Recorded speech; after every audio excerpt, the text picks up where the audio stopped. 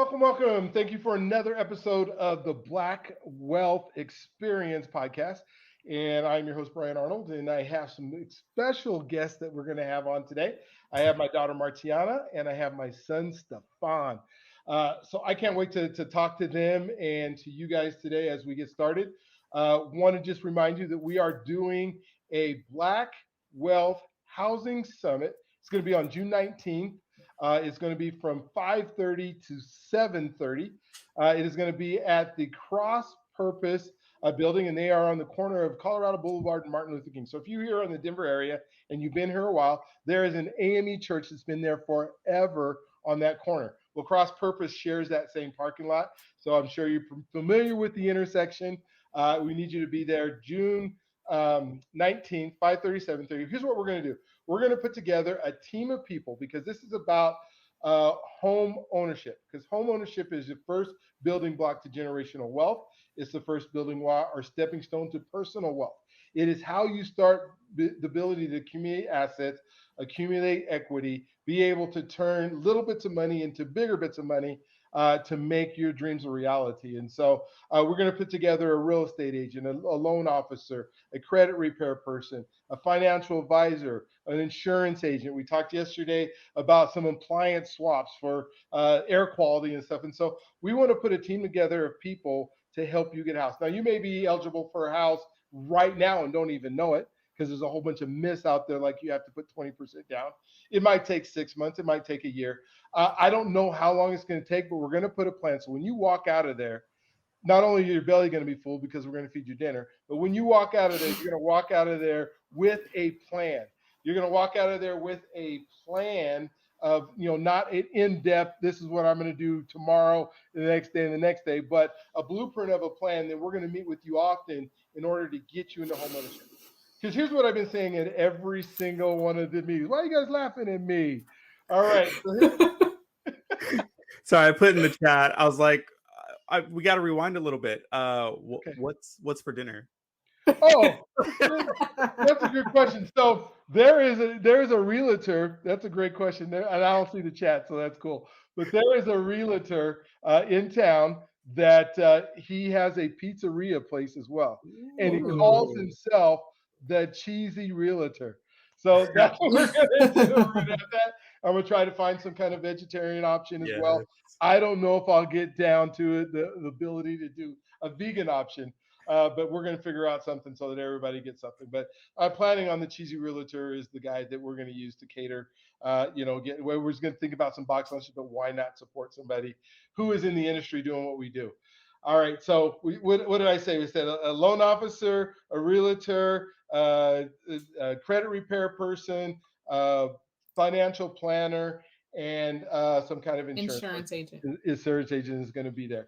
And we're putting this plan together. And the example that I use at every single one of these is right now, the theme of it is whose mortgage are you paying?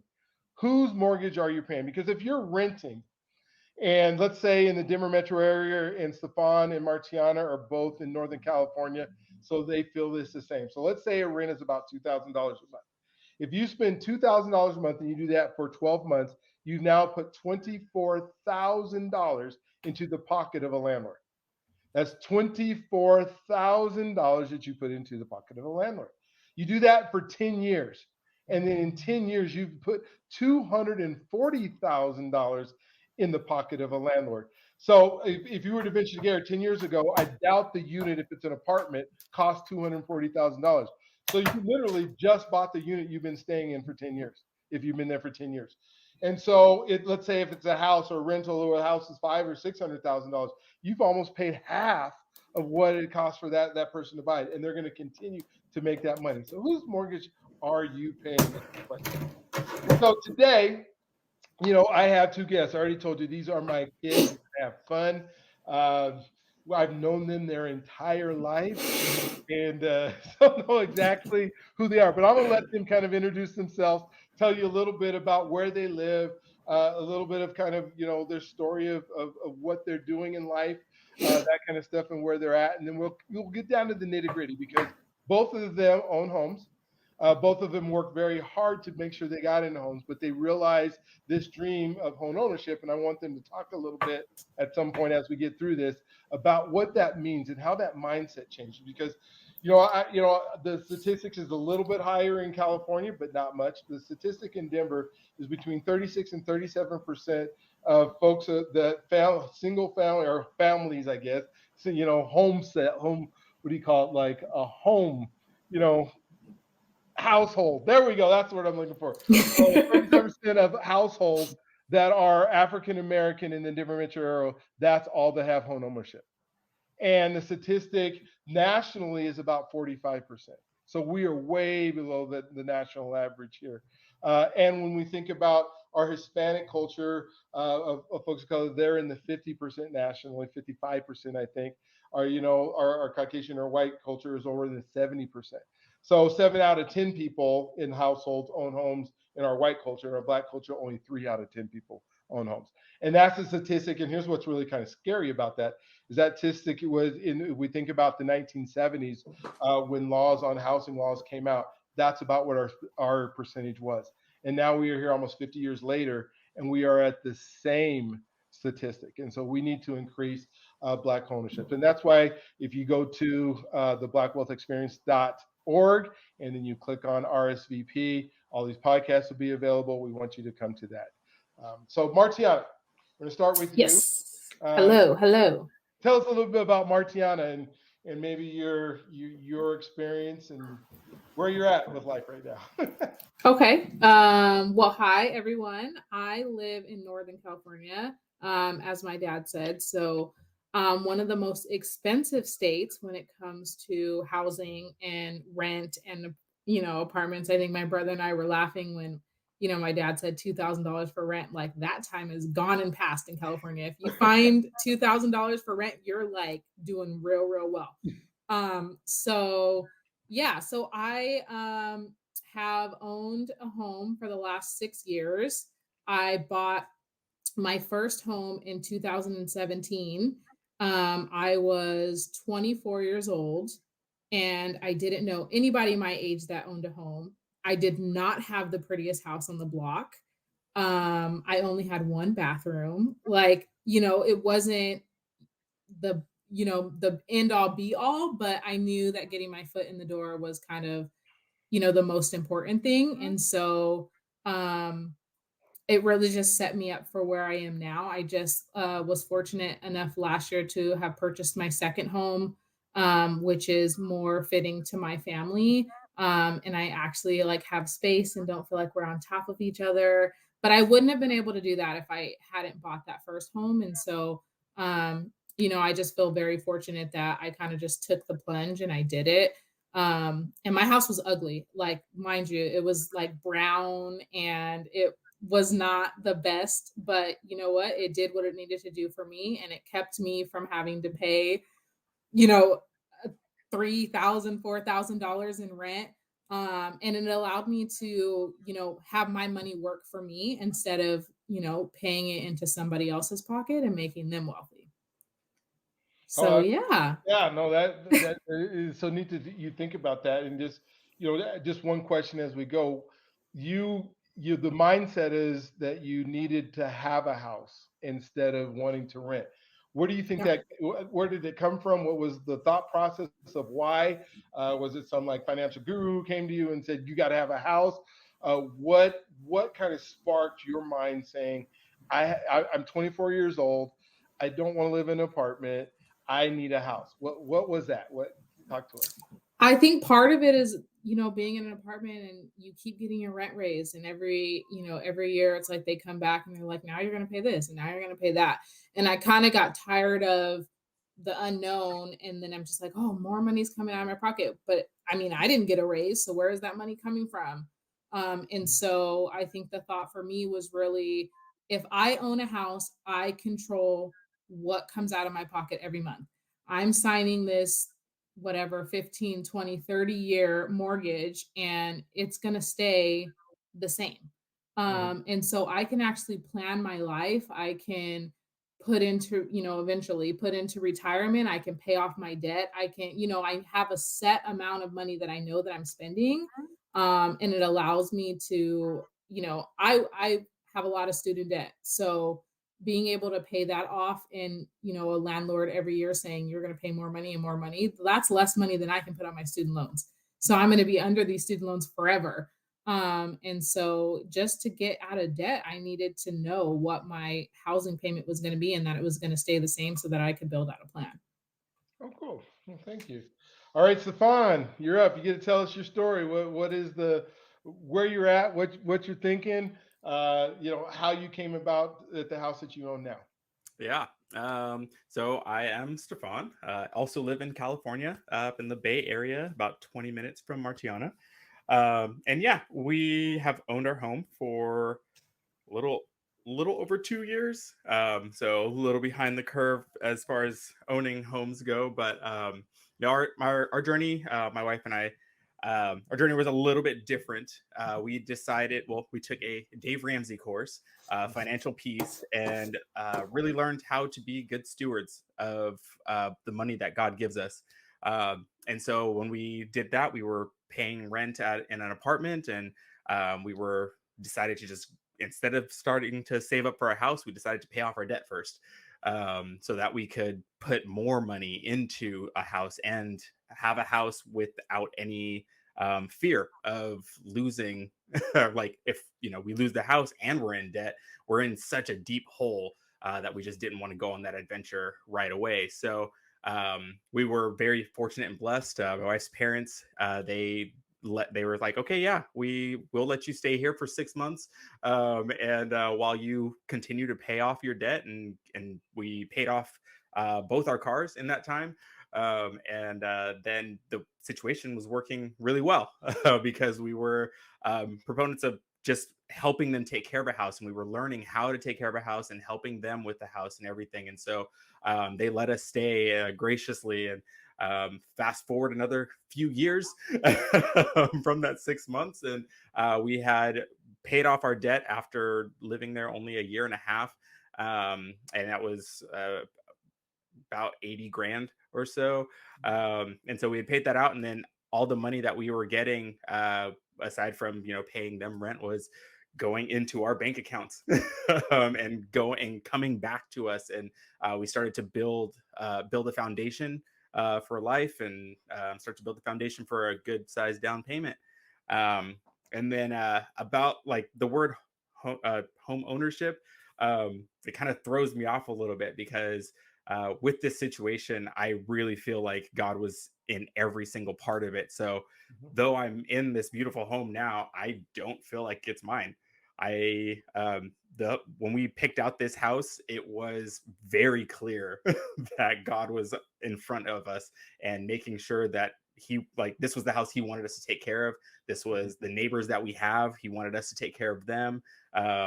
All of our money that we were getting, that we were growing in worship for him, we were throwing into the house, into this investment, and then learning how to take care of a house. We had learned that, living with her parents and kind of taking ownership of a house, and now we get to do that here, and raise our kids the same way. And how they, it's that lesson has trickled down everywhere into a legacy of, this is how you take care of a house. And now we have this legacy of, like, we can continue to grow this house in a way that someday maybe our kids are going to have to move back in with us as well. So we're going to be ready for that and paying that forward. And but our house, it's open for anyone who needs it. I know I've hosted Martiana's daughter's party here at one point, and hosted it all the family for Christmas one year. And that's the legacy we want to put down by, like, owning this house, and this house that is not, in my opinion, ours, it's God's. And yeah, that's amazing. And you think about, one of the things, and both of you guys can answer this, is that there's only so many things you can do in an apartment, right? That you're allowed to do, because it's not yours. It's somebody else's, like, let's say nailing something in the wall or something like that. What is the feeling that you get when you know that it's yours and you can do whatever you want with it. You can paint whatever wall, or you can, change the plants, or, I know, well, there's like HOAs and stuff that are, kind of regulate like the size of the plant, but it's still kind of yours. But the rest of the inside of the house and the back of the house and that kind of stuff. And I don't know, Marciana, if you have an HOA, but I do not. you do not. So the difference in between the two of you, what is that feeling like? And it doesn't matter who answers first, but just one of you. I'll just I'll throw let you out go. mine real quick. I did not know I liked gardening. Okay. I learned that about myself during that. Just having my own space to garden is kind of cool. So that's mine. Well, and speaking of that, before Marciana goes, there's a pomegranate tree story that Yeah. it's in your yard. And why is it in your yard? Why don't you tell us the story and the legacy of this pomegranate tree? Oh yeah. No, my great grandfather pulled my dad aside one day, and they walked to the back and they went to this pomegranate tree. Now, this pomegranate tree, this is a legacy pomegranate tree. We all grew up going to that pomegranate tree every day on this farm and coming back soaked in red, all our clothes just stained from this pomegranate tree every summer. This was the highlight. We would leave going with pomegranate jam from this very tree. And so great grandpa, he took a twig or stick or something, gave it to dad, and said, here, take care of this. And through the years, it passed on to a whole bunch of us who tried to curate it. But when I was in college, we actually took an art and faith class at one point, and part of that was learning about seasons and learning about growth and how that works in your life. And when we did that, we took a small little class from our facilities gardener on campus, and he showed us how to prune. And so I took those skills and I pruned this tree, and it grew and grew, and so big that it didn't fit on the porch. And then when you moved to Colorado, you couldn't, or that's why I had it at that point. It's Colorado, and pomegranate trees, so sad, do not grow in Colorado, which They don't. just a bummer. And so yeah, we just kind of grew it, and I moved it. It grew through the potting bench into the ground at my in-laws' house, and I had to take it out of the ground, and I brought it with me to this house, and now it is huge, and I can see it from my window right now. And the legacy continues because he Yes. broke off a branch and gave it to my husband, who is now growing it in a pot in my backyard. Oh my God. We got to give it to your sister again. So you guys have a sister who lives in Southern California. She also owns her home, and she's selling that home and buying her second home that she's getting ready to get into. And when I first gave it to her in California, she tried to kill it. So she didn't want to water it. She didn't do nothing. And then you guys were able to put it in, and we kind of snuck it into like a rose garden or something that had some amazing soil, and kind of hid it on the university campus for a while for it to grow. So this legacy tree, we talk about a family tree. We truly have this family tree. But what is so neat with the home ownership part of it is that because you own your home, you couldn't just put it in an apartment at the size that it is right now and just have it be on like the porch or anything. And I think, for the next 100 years, that's just probably going to be part of our family legacy and your kids' kids. And I can't say my kids' kids because my kids' kids are your kids. So, Marty, I will say, when the tree almost died with Mercedes, it was because it was at an apartment. It was like I didn't even have a porch. She had a porch, and that California sun, man, just killed it. Though we moved it into the shade. We got it all nice, but. So Marciana, on your feeling of being able to do whatever you want to do, what is that like, and how does that change your dreams and plans and things that you might want to do on your own property at some point? I mean, I think it's a game changer. Both my brother and I are very much creatives, and so I feel like you create best in spaces that you feel comfortable in.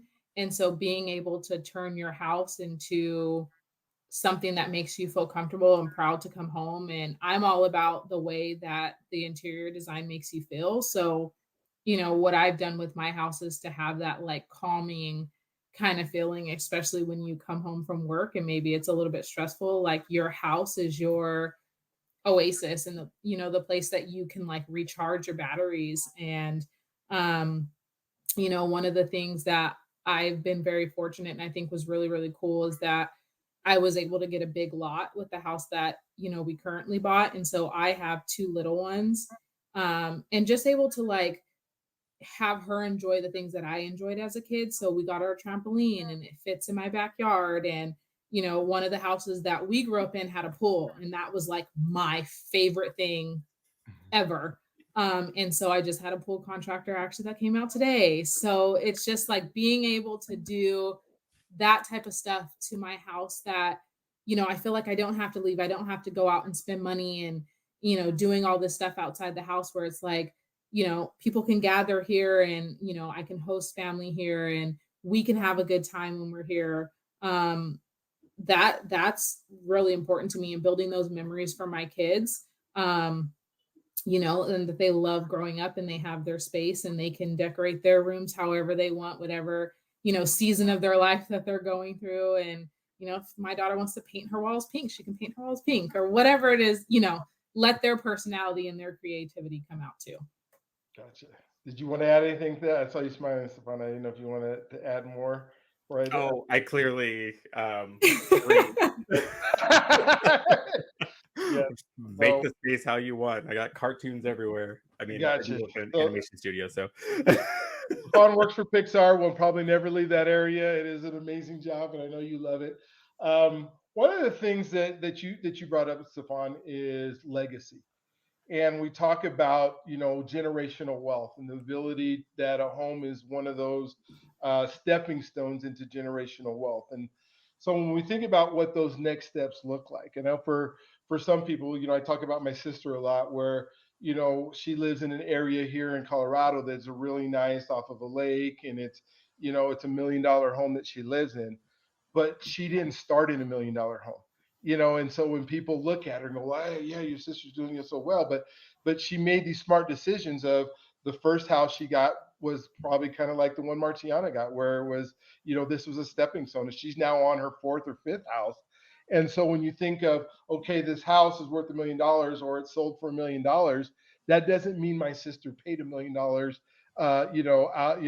that, yeah, she paid $1 million for that house, but she didn't get $1 million loan for that house. And Right. There's where the big difference comes in is, you think $1 million loan is going to be at $4,000 or $5,000, $6,000 a month. But if you do these stepping stones where you create equity and then now you sell that house, now you have this much more money to put down on the next house. And I know where you guys are at, the homes are north of $500,000-$600,000, but because you're smart with your money, you're able to put the money down, you're paying probably the same as like somebody who's starting out on a home now on these bigger homes and these bigger investments. And so for some people they do the stepping stone. For other people it's this investment track where we start looking at how do we create family legacy with investment properties or rental properties or other properties. And we'd really just kind of love to hear your thoughts. You guys are in your 30s. I know, Stefan, you said I'm kind of further behind the 8 ball. But when we think of, the average African American who's buying a home is older than you are, is trying that are, I did that a podcast with Median last time, and she's a grandma, and she literally got her first house last week. So what are those legacy thoughts that you guys have, or those legacy things that you guys are thinking about moving into the future with? I think it starts, like you said, with the mindset. And I think we grew up where it wasn't like the thought of having a home was unachievable. And so I think that's the first cycle that we as people of color need to break in our own children. Like, it's possible. You can do it. Like, we have this low percentage of, Black homeowners because people think that it's just not possible. Nobody has ever taught them. They just don't know. It's like about the education. But I think that when you think about building generational wealth, like, I would love to be able to take equity out of this house at some point and get a vacation home that either is a short-term or long-term rental, and start kind of building that way. Like, I think somebody told me a couple years ago that the most secure investment that you could have is real estate. Mm-hmm. And it's one of the only things that you can guarantee will make you money no matter what, where stocks and everything are going to go up and down. Like, right now we might have high interest rates and low house prices, but they're going to go back up. Like, everyone always needs a home. This is an industry that is never going anywhere. And so when I think about being able to leave stuff to my kids, like, I would love to leave them 5 or 6, properties that they can do whatever they want with, whether that's short-term, long-term rentals, vacations, whatever they want to do. But it helps secure them financially as well. Mhm. Cool. Mhm. Spawn, what are your thoughts on legacy and what comes next, and Yeah. as you're planning? Yeah. No, mine is one, like Marciana said, it's a mental legacy. The first one would be taking care of what God has given you. And Mhm. so just instilling in the girls, like right when we walked in this house, like, this is our house, we need to take care of it. Like, we are the stewards of this house. We're not gonna kick holes in walls, we're not gonna slam doors, we're going to take care of this house, and we're all gonna do our part. I remember growing up and mowing the lawn all the time Mhm. and edging the lawn, and allowance was like, that was a generous thing. Like, my friends who would just, they barely mowed the lawn, they didn't edge, they didn't sweep, they just got it mowed, and then would get like double the amount that I was getting. Yeah. But looking at that now, it instilled in me, like, our HOA mows our lawn for us in the front yard, and I'll go outside and I'm like, this is garbage. What do you? I have my You didn't edging do a whacker good and I job. edge my Yeah. own lawn, and everyone's like, the HOA does that. And I'm like, they didn't. Uh-uh. That's I not good love it. enough quality. We're gonna I fix love this. it. I So love it. learning how to take care of things, and I think, yeah, if you don't own the place that you live, I think it's easy to lose track of that, to just let things go, and like, the landlord can worry about this, especially if you don't like your landlord. Like, Mhm. why would you, if you don't like your landlord and you're renting from them, like, why would you take care of anything that they give you? Mhm. And so that's kind of a big thing for me. And then learning how to, at a young age, how to, you know take care of money, Mhm. and to know what money is real money is yours. We went on I took the girls, we have garage sales in our neighborhood, and I gave the girls $3 each. And I was like, all right, we're gonna go around, you get $3. This is not credit. This is, I'm giving you $3, and once you spend it, it's gone. You don't get anything else.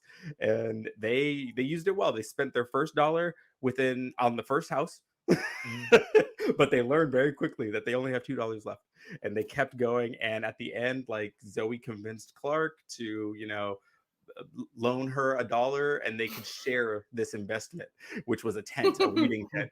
Yeah. But they learned that, and so there's certain things like that where I want to instill in them, like, what you have is what you have, and you need to take care of what you have, and don't ask for more. Like, you have so much Yeah. already. So yeah. Yeah. It seems that the mindset seems to change so much when home ownership is involved on what's possible and what dreams Mhm. are possible. I can remember your brother had said to me one time, he was looking for a job when he's in high school, and he was saying, that he wanted to he wanted to get a car or whatever because he found a job, and he's like, well, how am I going to get to my job? And I said, well, you can, there's a bus stop that's down there, and you can take the bus. And that I think of now, it's funny because it's that mindset of, this is what I'm supposed to do. And he said, well, Dad, well, people who have houses like this don't take the bus. And I said, well, you don't have a house like this, I do. So you're okay too. But at the same time, that's the mindset that, and I'm not saying there's anything wrong with taking the bus, because there's a lot of people who own houses, and depending on where you live and what your commute is and how you get there, whether you're East Coast, West, I'm not saying, but the mindset is that my house is my wealth. My house is what drives that legacy. Mhm. And if I have this, then I don't have to have some of the other things that I have to go through. And I talk about this a lot, where I drive by apartment complexes here, and I'm sure it's prevalent there, where I see Land Rovers and Mercedes and BMWs and Audis and $80,000 to $100,000 cars. And here they're shoveling, they're wiping off their snow because they're in carports or they're outside, and they can't live in this car, in this depreciating asset that isn't making them any money, and yet, they're going, I got to spend this much, and they're not owning a home. And in many cases, it's because they believe they can't. There's this myth in our community that you have to put 20% down in order to get a house. But we have so many different programs that allow people to get in. There's things like you said with the Dave Ramsey program where we learn how to save. But to me, it's like let's get you into a home now. And that's why we're doing this summit on the June 19th, is because we want to have that plan for you, that specific plan for you that gets you to a house sooner or later. I have this conversation about interest rates all the time. And, well, I got to wait for the interest rates to lower. Maybe you guys can answer some of this. But, the first house that I bought, I was at 11.5%, I believe. And so, oh my goodness, that's what it was. And so, but right now, let's say the interest rate is 6.5 or 7. And we say, okay, we're getting you into a house right now with the interest rate. If the interest rate goes down in a year, we can refinance you and put you in the lower interest rate, and you're still in a better place. If the interest rate goes up, you might have unqualified yourself out of the house and not being able to get the house that you really want, because you're going to have to get something lower because the interest rate has gone up. So the time for owning a home is now. It's just figuring out, okay, what am I willing to give up? Starbucks. Am I willing to give up? I don't know how it is there, but a lot of people here, they eat out like 4 or 5 times a week. And you go 4 or 5 times a week eating out, you take 2 of those meals away, at $50 each, that's $100 extra that you can save, for 52 weeks. That's $5,000 extra that you have to put stuff down. What are your thoughts on like somebody that is young like you? And this will probably be the last question, and then we'll do this again sometime and follow up. But some people that are young in their late 20s, early 30s, or even like you were before, Martiana, what are some things advice that you would give as far as home ownership to the folks that are in your age group? Education. Educate yourself. Okay. I think that's the biggest thing. Like, learn what you don't know. And, a lot of, like you said, a lot of people think they can't do it. But if they actually educate themselves, they'll be like, oh, wait, this is something that I could potentially do. And then something that my brother taught me, actually, I think it's something called Murphy's Law, that something always goes wrong, or I don't know exactly how it is, but there's this myth. There's this can't go wrong, we'll go wrong. Exactly. There you go. Okay. So there's this myth that, when you buy a house, something is always going to go wrong. It is true. In the 30 years that you own the house, or however long you live there, something will break. Absolutely, something will break. But my brother taught me to have an emergency fund. And it's not something that I had when I bought my first house at the very beginning. And it just so happened that when I had the emergency fund in place, Murphy's Law somehow stopped following me. Yeah. And it's like, when you're prepared, I don't know if now I am prepared. If something happens, I'm fine, but nothing, it's something just doesn't happen. Yeah. And so I think one of the biggest advice that I would give is make sure that you always have an emergency fund. Just make sure that you are prepared for what could come down the road. And it's just going to make you feel more comfortable and less stress. And, home buying shouldn't be a stressful process. It should be fun. It should be exciting. It should get you juiced. It shouldn't be this nerve-wracking thing. And if you have a great team behind you, it won't be. Mm-hmm. Here's a freebie on avoiding Murphy's Law this year. Okay, just so everybody knows, Christmas is in December this year. Okay, so I didn't know that. Get ready. Like, it's going to sneak up on you, and you're going to be like, oh, snap, I don't have enough money to buy all these presents. Hey, it's in 6 months, okay? All right. Know what you need to get. Now start saving up for it. You have 6 months to just save up a sixth of it and move forward. Be prepared for those emergencies that aren't actually emergencies. Yeah. There you go. I love it. That is some really good free advice that you guys are doing. So, oh my gosh, it's so good to have you guys on and to talk about these things. Again, the event is on June 19th. It's 5:30, 7:30 at Cross Purpose. We're going to feed you dinner. We're gonna really talk about mindset. I believe Martiana is going to come down. She's going to be there too. She'll be able to talk to her about what is I need to do to get into home ownership. It is the first step to personal wealth and to generational wealth. Any leaving parting thoughts for either of you that you would make sure that you want somebody to know before we get out of here? I would say the last thing is I read that our home ownership in our Black community has increased 0.4% in the last 10 years. Hey. So we have some serious work to do. We, I want to see as many Black people in homes as possible. Like, we're here to support whatever, questions anyone has, or you can do it. Like, it's absolutely 1,000% possible. We deserve it. And, let's make it happen. All right. Stefan? And on the coattails of educate yourself, you don't have to pay an astronomical amount of money and get yourself in debt to educate yourself. There's resources all over the place. So educate yourself, but do it smartly. All right. Yeah. Well, thank you. Remember, the theme here is whose mortgage are you paying? Because if you're not paying your mortgage, you're paying somebody else's. And so make sure you get down to the housing summit. If this is over and the housing summit's over, we're going to have more. We're going to have many, for the whole year, we're going to be doing these podcasts. So just continue to plug in, and we'll look forward to talking to you on the next one. Well, thank you for tuning into our podcast today. It has been a fantastic opportunity for us to show you exactly what we're trying to do in the community. And that is to help people to make sure that they have the ability to realize home ownership. And so my name is Brian Arnold. I am a lender. I'm with City First Financial. And so if you have questions, I'm not doing this podcast so that we can, rush all the business over to City First Financial. I'm doing this podcast so that we can make sure that you are taken care of, that you have a real estate agent, that you have a loan officer, that you have a credit repair person, that you have an insurance person, that you have a financial advisor, all working with you towards making your home ownership realization happen.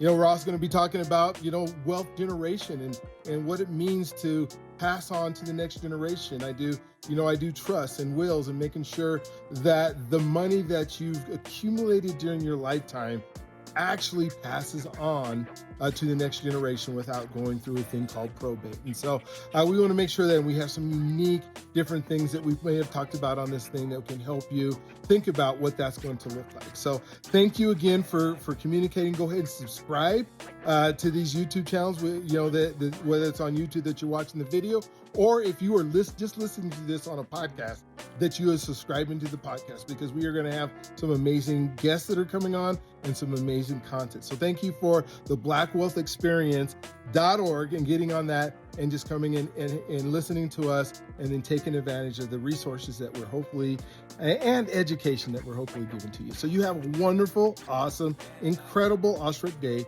You are God's greatest gift, and I want to make sure that you know that. Talk with you guys soon.